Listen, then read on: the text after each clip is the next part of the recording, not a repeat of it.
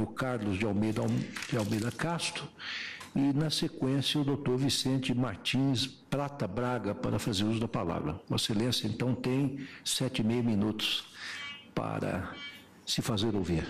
Obrigado, presidente. Senhor presidente, senhor relator, senhores ministros, ministras, representante do Ministério Público, colegas advogados. Reconheço que, num primeiro momento, quando fui chamado por essa associação, a visão foi negativa, porque você passa os olhos na ação inicial e fala em farra do boi, fala em rinha de galo, fala nos direitos de terceira geração, solidariedade, fraternidade, proteção aos animais, eu me senti do lado errado. Até resolver, até pelo fato de ser filho de boiadeiro, de ser um homem da roça, lá do interior de Minas Gerais, de conhecer o respeito quase sagrado que o peão e o vaqueiro têm pelos animais, especialmente pelo boi que lida ou pelo cavalo que usa. Resolvi estudar um pouco a matéria e estou claramente convencido de que não há que se falar em processo civilizatório, senão em atraso, se impedir que continue no Brasil existir a vaquejada. Até para meu espanto, porque não tinha me atentado a desse assunto, o primeiro regulamento da vaquejada é de 1950, feito nada mais nada menos por Câmara Cascudo. Está lá, esse regulamento consta hoje no Museu do Vaqueiro. E lendo um pouco Câmara Cascudo, fui descobrir que José de Alencar, em 1874, no Novo Cancioneiro, já se referia especificamente à vaquejada. Que nada mais é que a destreza do peão, a coragem do peão, naquele momento que não existia currais e não existia cercas no sertão brasileiro, da necessidade de domar exatamente como até hoje. Exatamente, só que agora já é também um esporte de domar o animal. E é feito rigorosamente da mesma maneira que se fazia centenas de anos atrás, que é derrubar o animal pelo rabo. É algo que eu fiquei impressionado em uma rapidíssima incursão pela música. Nós vemos que Alceu Valença, Luiz Gonzaga, Fagner, Elba Ramalho, Jacques do Pandeiro, Dominguinho, Zé Ramalho, todos falam na importância da vaquejada, principalmente no Nordeste brasileiro. Acho, com a devida vênia, que há um falso embate.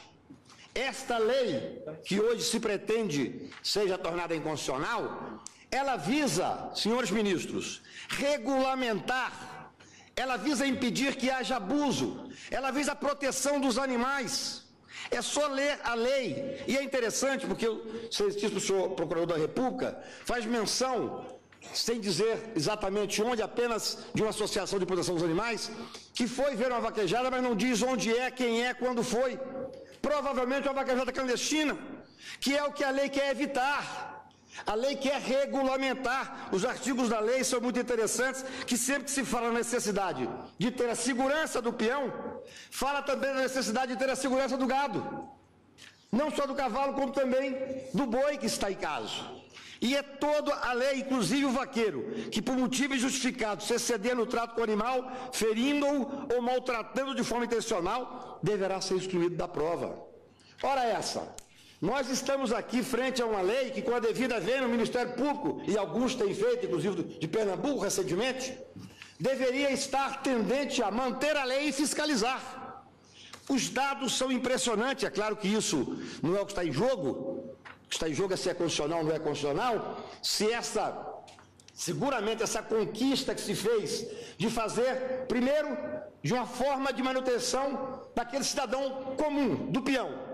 Depois, a tradição que ficou arraigada, principalmente no Nordeste, os dados são impressionantes, mas hoje no Brasil inteiro, aqui em Brasília, tem vaquejada. Mas fazer disso depois um esporte.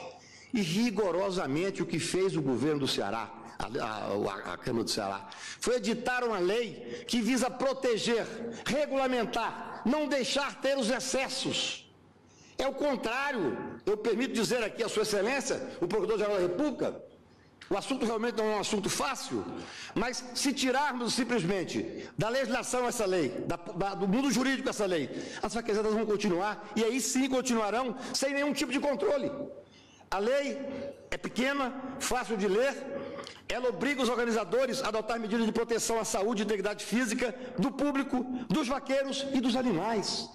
Todos os artigos da lei, sem exceção, visam a proteção dos animais. Essa é a realidade. É claro que partindo do intuito, ou do pressuposto, que a vaquejada é uma tradição que impressiona os números, me permito ler com a devida vênia, dos 719 eventos agropecuários do estado do Ceará, que a lei é do Ceará, 90% é vaquejada. Tem 390 mil cavalos registrados para fazer vaquejada no estado. Nós temos um giro de 600 milhões por ano no Brasil, 120 mil empregos diretos, 600 mil empregos indiretos.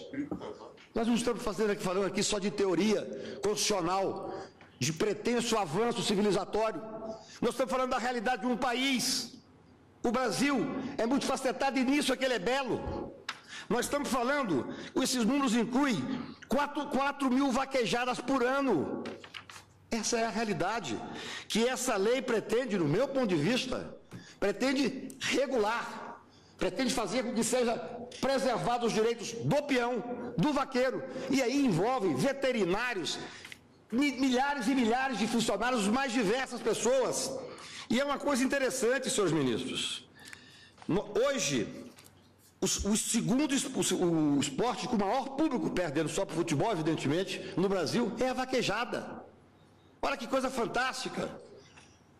Uma tradição que vem de dezenas de anos, centenas de anos, que foi se aprimorando. Se você for ler quais são as regras que essa associação, que hoje eu tenho a honra de representar, estabeleceu, é com muito cuidado. Tem o centímetro exato, tem exatamente como é que pode ser a corrida. São 2 pessoas que participam. A forma de domar o boi é a mesma forma que se domava, se referida para José de Alencar.